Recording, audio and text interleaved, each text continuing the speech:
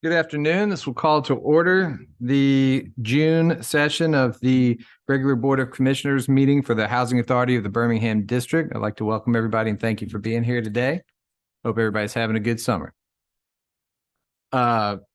We've kind of changed the setup of the agenda today a little bit to try and work through some of the budget issues that we've got. So we'll go through and get this agenda adopted. But first, we need to start with a roll call.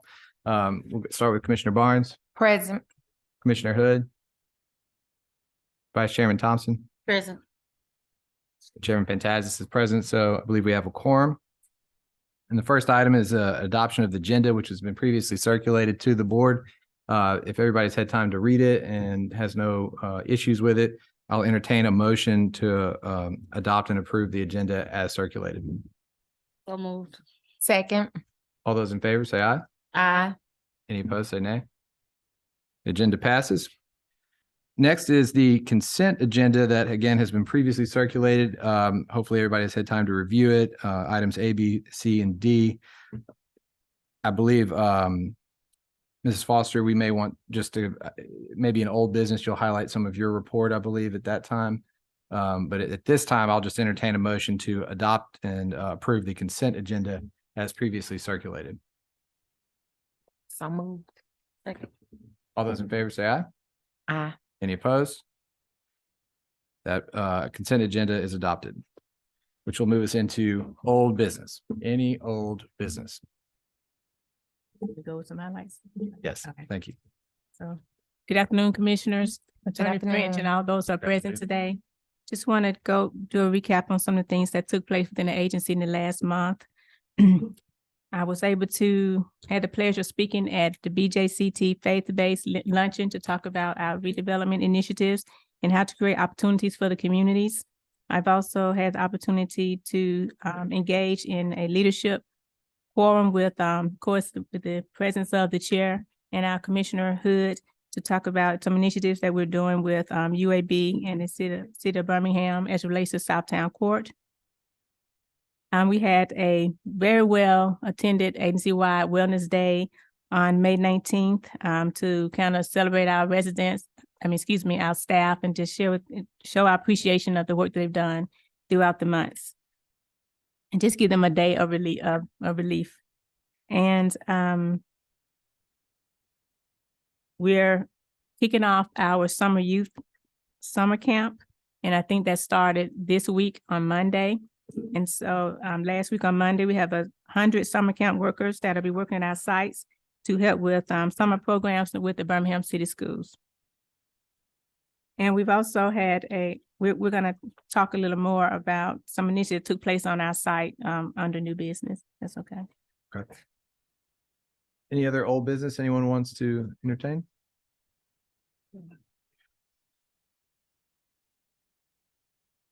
The only other item I'd like to bring up in old business, and it kind of flows from one of the agenda items from the previous month, is the call center. I know this may be premature to check in on the status of it, but I just would like to remind that that's something we as a board are pretty interested in keeping track of to see how it goes for the first few months. And I think we had talked about maybe more of a 2 to 3 month window, but I just want to keep that on the forefront of kind of the old business agenda for us so that we can make sure that's an effective ways to keep in touch with residents. Yes, we definitely have that on our agenda. And we're having a kickoff meeting with the contract to put those communication plans in place. Okay. Hearing no other old business, we'll move on to new business. Any new business? Yes, I would like to, if we may, ask our Director Ken Foreman, Director of Public Relations, Public Safety, and Larry Williams, Senior Vice President of Operations and Program, kind of talk with, share some information as it relates to public safety and some of the things that are going on our sites in Maria Todd Homes. Thank you. Good afternoon, Board of Commissioners, Good Ms. afternoon. Foster, Attorney French, staff, and guests. Recently, there were two tragic incidents that happened in our HABD community, namely the Dr. Murrell Todd Holmes community. There were two shootings that resulted in two homicides. The first one was on May the 28th or 29th, which was Memorial Day. And the second one happened approximately 7 days later on June the 5th. Two tragic incidents. The first homicide was, the victim was a non-resident adult male. The second one was a 19-year-old adult male resident. And both of these incidents were tragic and they should never have happened. Public safety and other staff members have been in contact with the victims' families. Counseling services have been offered and also other resources have been offered as well. I just wanted to speak on some of the actions and that we've taken to prevent this type of tragedy from happening again in the future. We have extra police patrols added to the property, street blockages as well, 24/7 police protection, and a continuing of a heavy police presence in the community. Just to talk a little bit about each one, and we have other things we want to talk about as well. Mr. Larry Williams is going to elaborate on. The extra police patrols that have been added are there to make sure that the crime is deterred and also to provide safety to our community. When it comes to the street blockages, the property, Murrell Todd Homes community has multiple entrance and exit ways. To alleviate that, the Housing Authority worked with the city of Birmingham to move quickly and swiftly in dropping barricades to block off certain streets. The ideal is to have one entrance into the property, entrance and exit, one from the north, south, east, and the west. Housing Authority also met with the city of Birmingham to ensure that these blockages do not hinder first responders from entering the property, ambulance services, any services that our residents might need. Additional, we have 24/7 police protection in Murrell Todd Homes. Officers that are dedicated to the property and will not leave to go on other calls, but we remain in that property as visible deterrent and safety for our residents. We also have continued police operations on property, identifying would-be criminals, individuals who are loitering, individuals who may have warrants, and they are trespassing and arresting those individuals. At this time, Larry Williams is going to also come. I have a question. You want to ask him now? Oh, yes. If we have questions about what you say, would you prefer us to ask now? Sure. Okay. So I had just a couple of questions. One with the access, I mean, because I think that's still impacting access for the community members, because you said you broke it down to 4 different access points now. That's what we're working on, yes. And were the community sort of pulled into the conversation and signed off? I won't say signed off, but are comfortable to some degree with understanding how that's going to work? And William's going to talk about the engagement with the residents on that side. And then just in terms of I definitely understand the need for increased presence, and I'm happy to hear about the determined police officers that'll be there. But what are we going to do about the impact of over-policing? Because we're still understanding that just because I may be sitting outside doesn't mean I'm loitering, right? Like, so how do we make sure that individuals aren't being over-policed? I understand, and that's a very good question. I would just like to say that, there's a time for enforcement when incidents are happening, when crime is being committed or criminal activity is afoot, but there's also a time for community policing, which our officers have been taught and trained in community policing. And so with community policing and enforcement, it would balance itself out. And Mr. Williams will speak on that a little bit more with the meetings we've had with residents. But that is definitely a concern of mine as well, to make sure that we're balanced in our approach. Thank you. Hey, bro, I think you had a question. No, I didn't have a question. Okay. Mr. Williams? Good afternoon, commissioners. Good afternoon. Mr. Foreman and I work hand in hand to keep the property safe. But one of the things that we really wanted to focus on was making sure that we heard the voice of the residents and making sure that they're involved in the day-to-day operations of the housing authority as well as their own safety. So right when the first incident took place, we did reach out to all of the residents. Our client services staff did door-to-door, made sure that they had what they needed, if they had any questions or concerns. But we continued the conversation with a focus group, with the resident council leadership, as well as other community members that live in the housing authority, as well as some community members that did not live there, right? And the focus of the discussion was about what do you want to see and how do we get you more involved in making sure that you have the tools necessary to report crime when it happens and that you can do it anonymously, right? So we want to make sure that they have those resources. So our first meeting was actually, we've been there about 4 or 5 times this week, actually really engaging with the residents to get what their recommendations are. So they supported actually the barricades and having the one interest in and out of the property, because as they've all seen, some things come from this direction. So they were okay with the barricades. We just recently on Tuesday, we had our initiative called Conversations Over Pizza, where about 60 residents attended.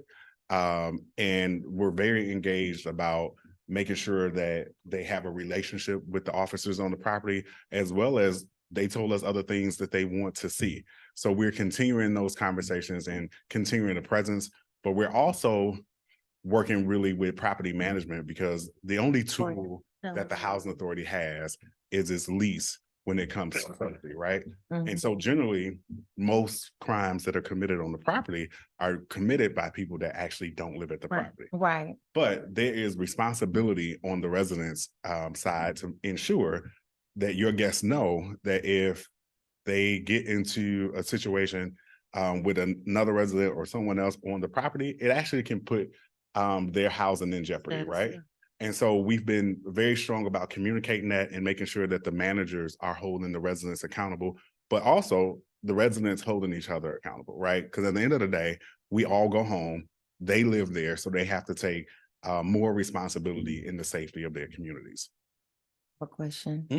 and hopefully it's the appropriate time to ask, but what I've noticed over the years, not just with Birmingham Housing Authority, but other housing authorities, that a lot of times when the residents are involved, it's not necessarily the person that's on the lease. It might be their children that are part of the violence. Okay. So my question is, I know we do recertifications and we check the people that's on the lease, but as far as these people that have kids that are 19 and 20 that are living in their properties, is there any way that we do checks on them at all? Or it's just, you got a child that's 19 that's living there? So if you're over the age of 18, you have to provide certain information at the recertification time as well, right? But we also are very clear with the resident that any person that lives within the unit has a responsibility to keep to ensure that they are not violating the lease. So let's say my cousin, I'm 16 and I got my cousin over, my cousin gets into a fight with the next door neighbor. Our lease reads, there's a 0 tolerance as it relates to violence, right? And so we will hold that particular household accountable, whether it's the children or the adult. Any other questions? No, but I do want to thank you all for being intentional with involving the community voice as a part of that, because I know it's a very sensitive dance to play, Yeah. if you will. So thank you for your due diligence. Thank you. I also would like to extend the invitation to any of you to Conversations Over Pizza. The mayor showed up to the last one. I would love for you all to come as If we well. know about it, let us All right. know. Let us know. We'll make sure you know about it. All right, thank you. Huh? Okay. Yeah, I'll just, okay, so we can hear him. Okay. But you can sit down. I was just going to thank you guys again for providing this information to us and taking the initiative. You know, I think I speak for all of us that obviously we extend our sympathies to those that lost loved ones. That's first and foremost, but we all know sympathies aren't enough. It's about actions and it's about what we do. And it's about trust. And I think, you know, the more we talked about this as a board and as you guys have as a staff, I really look at it as a trust issue that our residents trust us to provide them with safe living quarters. we trust each other to do the work that we need to do to make that happen. And I appreciate you guys taking these initiatives to work with the residents, to work with our policing partners, and to find out ways that we can do better. I think we need to continue to think about this as a board. We have structural issues at some of these sites that are particularly legacy public housing that, make it more difficult for us to provide a safe living place. And I think we need to continue about ways to ramp up our progress to redevelop some of these that are, more susceptible to this type of issue. So, as a board, we have our work cut out for us, but I really appreciate you guys being proactive and not just reactive and trying to make sure that we can not have this happen again. I also noticed that our, much like policing, it has two sides to this: community policing and enforcement policing, but our camera systems, I think, helped out some of the situation and being able to, have some accountability where maybe our residents would not have been comfortable doing that. And so I think that was something that we put in place a while ago that has borne fruit here too. So I just want us to keep thinking about ways to be better. And I certainly appreciate y'all explaining what you're doing, because I think this will all help. Any other comments or new business? All right. The next item is we have executive session. Attorney French, are we okay to go into it at this time? Yeah, Mr. Chairman, I'd just like to certify pursuant to Alabama Code 36-25A-7 that the commissioners need to go into an executive session to discuss matters that are provided under the exceptions to go in executive sessions to discuss security measures as well as real property issues as well as litigation. And Ms. Foster has informed me that the executive session will take approximately 1 hour. Is that correct? Okay. And so if we go into executive session, I'd just like to point out to all those attending in person and online, there are additional items afterwards that we will be attending to in both finance and accounting, real estate development, and allowing others to speak who have signed up to do so today. So this is a little different flow than we normally do, where we try and hold executive session to the end, but I think for today's meeting, it makes sense. So having heard all that, I'll entertain a motion to move into executive session with a roll call vote. Second. All those in favor, say aye. Aye. Any opposed? Roll call vote, Commissioner Barnes, I agree. Okay. I forgot what to say. Vice Chair Thompson. Yes. Yes, that's what I want to say. I apologize. And I vote yes too. I believe that is enough to move into executive session now for 1 hour, and we will return and continue with the rest of the agenda.